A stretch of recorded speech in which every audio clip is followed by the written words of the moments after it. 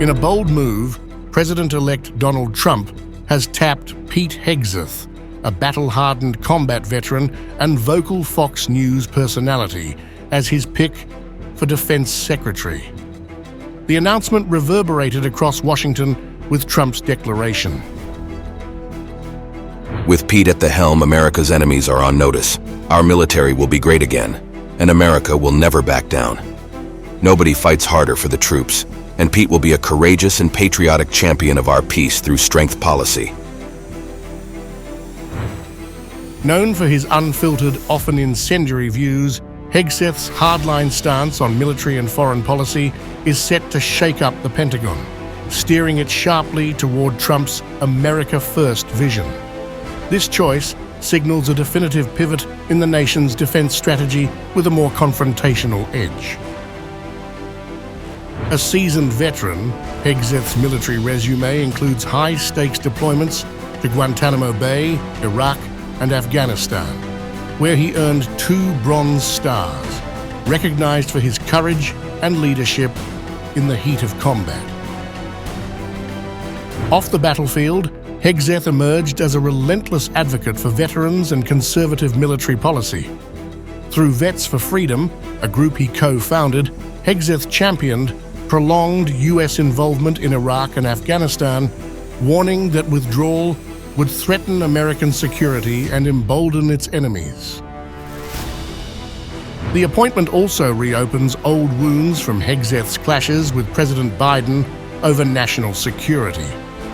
Following Biden's contentious Afghanistan withdrawal, Hegseth condemned it as a disaster that abandoned American allies and left the region vulnerable to Taliban control. His message has been loud and clear. Under Biden, America's enemies are emboldened. Hegseth has long asserted that a stronger, more aggressive U.S. defense stance is overdue. Hegseth's deep-rooted faith has also brought him into conflict with the Biden administration.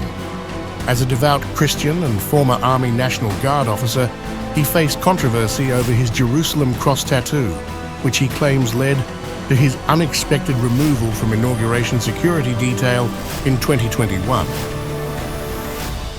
I was deemed an extremist because of a tattoo by my National Guard unit in Washington, D.C. And my orders were revoked to guard the Biden inauguration. Jerusalem cross tattoo, which is just a Christian symbol. Is that the This is the one. Is that the tattoo? Yep, right here. This one is what got me disinvited. I'd never had orders revoked before. I mean, listen, it's a standard deal. You remember after January 6th, everyone was in Washington, D.C. Like Nancy Pelosi had the parking garages full of National Guardsmen. My commander called me a day before tepidly and was like, Major, you can just stand down. We don't need it. We're good. I'm like, what do you mean? Everybody's there. He's like, no, he couldn't tell me. When I was writing the book, I reached out to somebody in the unit who could confirm with 99.9% certainty because he was in the meetings and on the emails. Nope, someone inside the DC Guard trolled your social media, found a tattoo, used it as an excuse to call you a white nationalist, an extremist, and you were specifically by name orders revoked to guard the inauguration because you were considered a potential threat.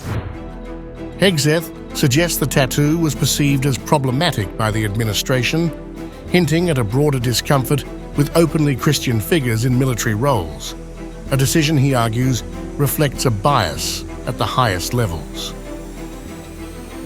With a no-holds-barred approach to Iran and skepticism toward NATO, Hegseth frequently denounces what he sees as U.S. overreach in endless foreign engagements.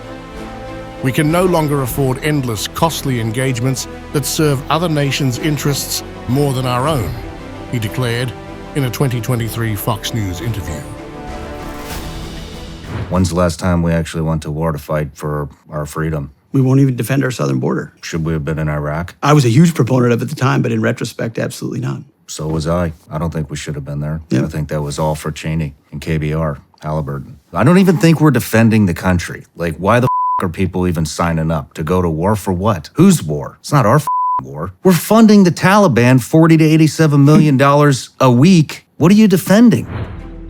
Hegseth's staunch views align with Trump's resolve to lessen U.S. entanglements abroad, favoring a concentrated, forceful approach against America's most pressing adversaries.